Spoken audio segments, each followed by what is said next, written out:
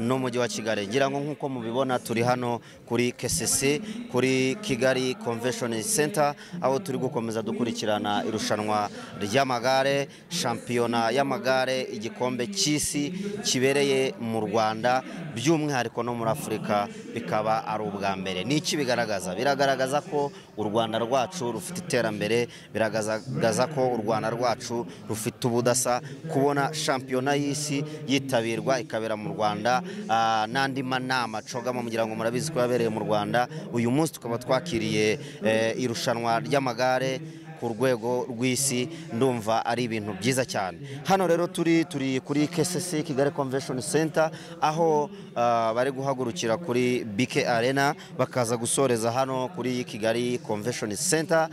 Kuri iki gicamunsi turimo turakurikirana igice cy'abahungu cyangwa se cy'abasore batarengeje imyaka 19, aho hatangijwe umunyarwanda ariwe wabanje akaba yasoje ku minota 34 n'andi masegonda arenga, ariko akaba atabashije kuguma ku ntebe ya hoti. Intebe ya hoti ngira ngo ku bantu batabisobanukiwe ni iriya ntebe umukinnyi uvuyeyo warushije abandi minota aba yicayeho mu gihe bagitegereje ko hari undi muntu waza akayicaraho. Uwo munyarwanda rero yaje ayicaraho, umusore muto cyane wanashimishijwe nuko yabashije kugira amahirwe yo kuba yakwicara kuri iriya ntebe, ndetse akaba ari nabwo bwa mbere yari yitabiriye shampiyona y'amagare, igikombe cy'isi. Byari amahirwe rero ku mwanya wiwe kwicara kuri iriya ntebe, aho amarangamutima yabaye menshi.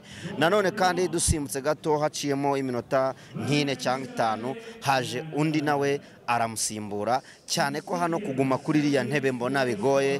Nkanjye nk'ijisho ry'umunyamakuru ndimo ndabireba biragoye kuhaguma, kuko buri minota 2 BK Arena irahagurutsa umukinnyi, buri minota 2 hano kuri KCC haragera umukinnyi, uretse ko hari n'abari kuhagera bose bakahabagerera rimwe. So rero ni ibintu bitoroshye, ni ibintu bigoye. Wenda cyo navuga ku bakinnyi bo mu Rwanda tumaze kugiramo, uyu munsi hagaragayemo abasore 2, umwe niwe wabashije kugera kuri hoti ku ntebe ishyushye, undi ntabwo yagize amahirwe yo kuba yahagera, ariko nawe agahego yaciye bagitangira yari ari ku mwanya wa 4. Wumva ko abanyarwanda nubwo tutaragira amahirwe yo kuba hari uwabo wa mbere, ariko bari kugerageza ko bose nta numwe uri kuza kure cyane. Hano rero twakurikiranye kandi n'ikiciro cya mu gitondo ari cyaranzwe n'utuntu dutandukanye, ariho hagaragaye umukobwa watwaye igikombe afite amarangamutima menshi cyane. Ngira ngo abakurikira Eagle TV muraza kubireba uburyo byari byifashe hariya. Ngira ngo rero mbaho umwanya muze kongera mukomeze murebe show uburyo iri kugenda. Eagle TV twahisemo gukomeza kubana namwe tubarebera amakuru ahageze. Ngira ngo nta makuru namwe azigera ducika ari mabera hano. Reka rero tubareke mwongere mukomeze murebe uko byifasha hano kuri KCC, kugira ngo muze gukomeza kurushaho kugubwa neza. Tukomeza gusaba abantu mudukurikiranye kwibuka gukora share, mukore comment kugira ngo mutubwire bitagenda neza tubikosore, kandi abifuza kuduhamagara cyangwa se kuduha ibindi bitekerezo mwaduhamagara kuri iyo nimero iri hasi. Reka dukomeze dukurikirane ibiganiro. Ciao ciao.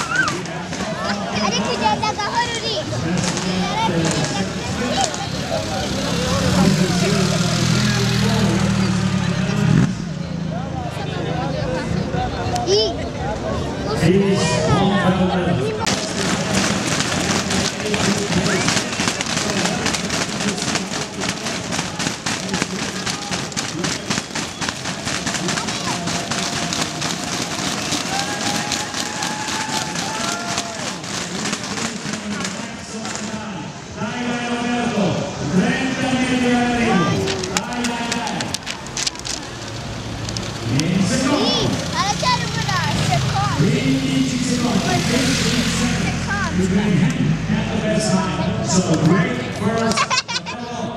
is a good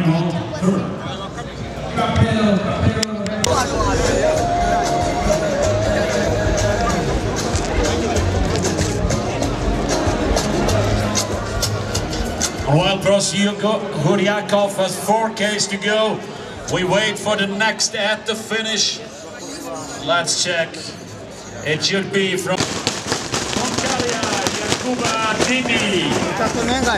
He is as well a champion. He did it. Congratulations. And now we will see him soon here at the finish line. Everything looks like we will have done a new mark, which is to be. And the finish now for Burundi, Mamadi Wangrao. And with number 79 for Mali, Bakari Bagayogo. And the next rider is coming.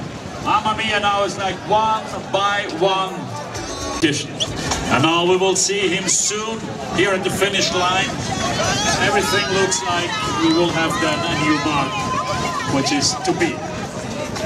And the finish now for Burundi, Mamadi Wangrao.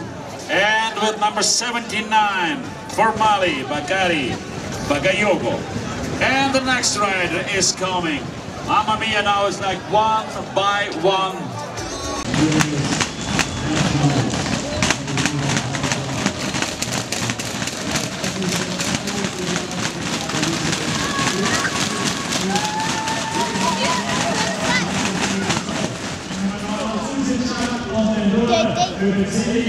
Here we go, Sean Miller representing Switzerland, and his dog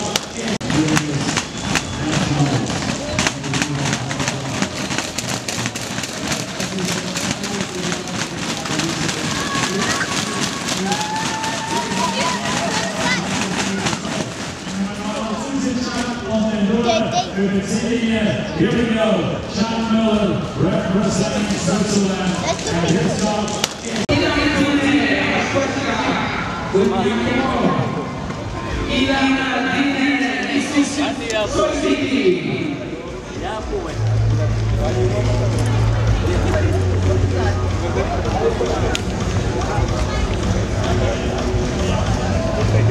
And with the number 73 from Ghana, Ramakan Mohamed on his last meters. And he did it as well. Akwaba Mohamed Farrakhan Akwaba, from all the way from Ghana. Mohamed crosses the finish line.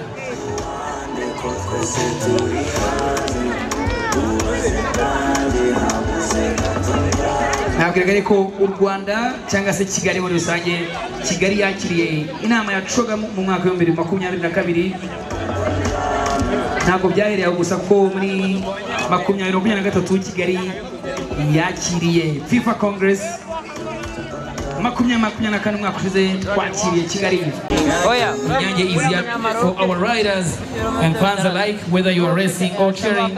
Remember to stay refreshed with every time, whatever the moment, always Inyange.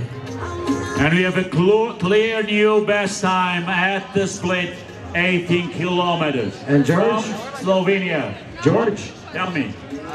This young man coming here right now, just so you know, he almost won the Junior Mountain Bike World Championships in Switzerland a few days ago, and he is on his way to maybe take the hot seat. Now he's the silver medalist from the Junior Men's Mountain Bike World Championships. Yeah, representing Namibia. What is possible here? So bad luck at the cross-country stuff, but on the road he feels very, very comfortable. And there he goes for a new best time. We have 2 seconds left. There is so close. What an incredible job he did. Second position. Yeah, he was the first Namibian to win a medal in Mountain Bike World Championships. There was a Masters woman that had won one in 2013, but in our junior U23 elite categories, Roger was the first medalist for Namibia in mountain biking. So definitely a name for the future, huh? It looks like it on the road and mountain biking. Good job, Roger. Once again, at the top of the crop. Reigning champion from Namibia. And yeah, I continue with a new best time, the clear new best time at the checkpoint at 18Ks. Vanja Kontaric-Schibert from Slovenia. He was 16 seconds faster than Marwan Karbuchi from Morocco.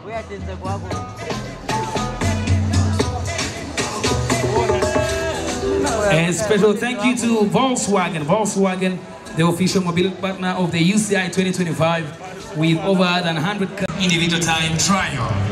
The medals of jersey will be presented by Mrs. Sonia Gregoria Ramos Acuña, UCI Management Committee member.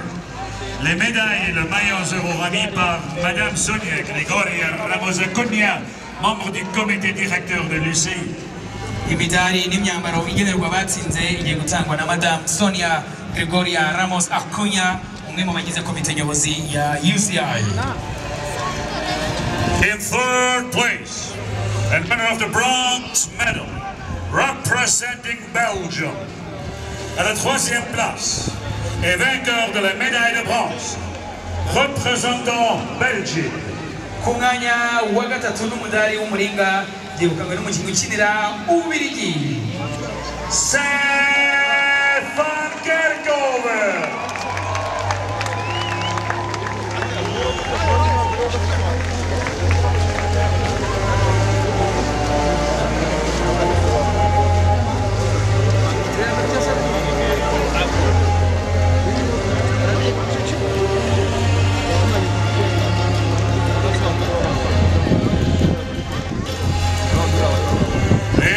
Second place and winner of the silver medal, representing the United States of America. À la deuxième place et vainqueur de la médaille d'argent, représentant les États-Unis. Ku mwanya wa kabiri n'umudari wa feza yegukanywe n'umukinnyi ukinira Leta Zunze Ubumwe za Amerika ariwe Ashlyn Berry, representing the Netherlands.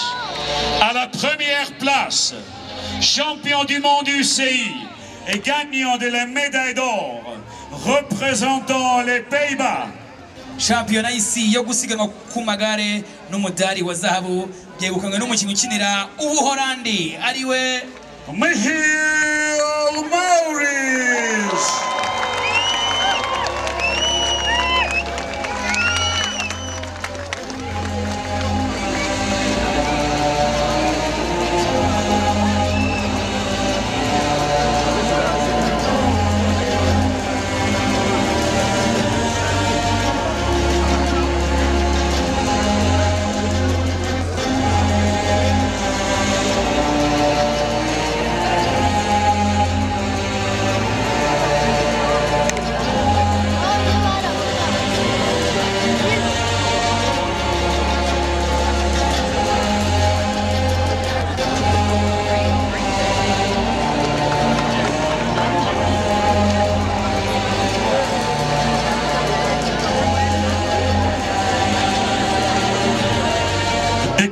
Will be presented by Mrs. Diane Karuzizi, CEO of Bank of Kigali. Les cadeaux seront remis par Madame Diane Karuzizi, directeur général de la Banque de Kigali. Impano zigiye gutangwa na Diane Karuzizi, umuyobozi mukuru wa Bank of Kigali.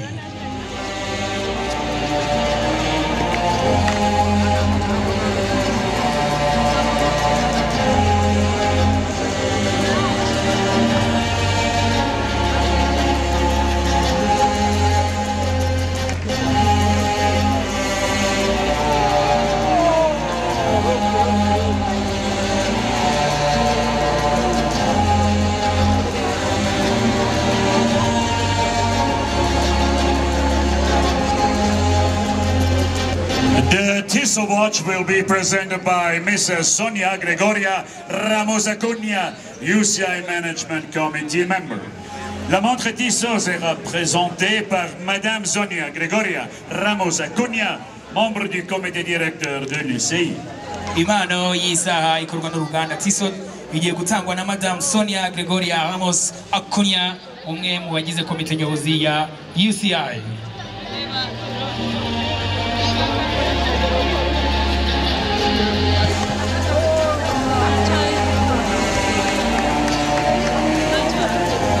Ndirimba indirimbo yubahiriza igihugu cye cy'Ubuholandi.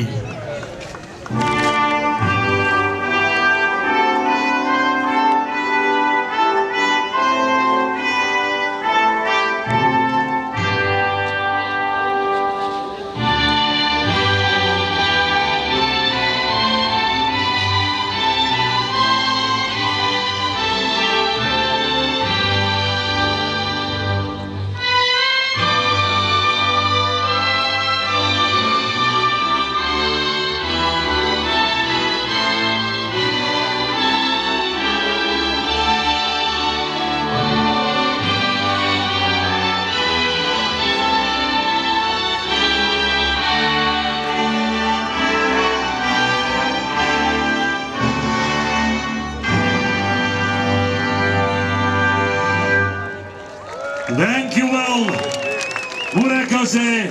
Thank you. Merci. And now, ladies and gentlemen, please one more time your applause for our medalists. Mesdames et messieurs, veuillez applaudir une dernière fois nos médaillés. Murakoze cyane, twongera dushimire abegukanye imidari muri irushanwa mu byiciro bitandukanye aribo Michiel Maurits, Ashlyn Berry, and Seth van Kerkhoven.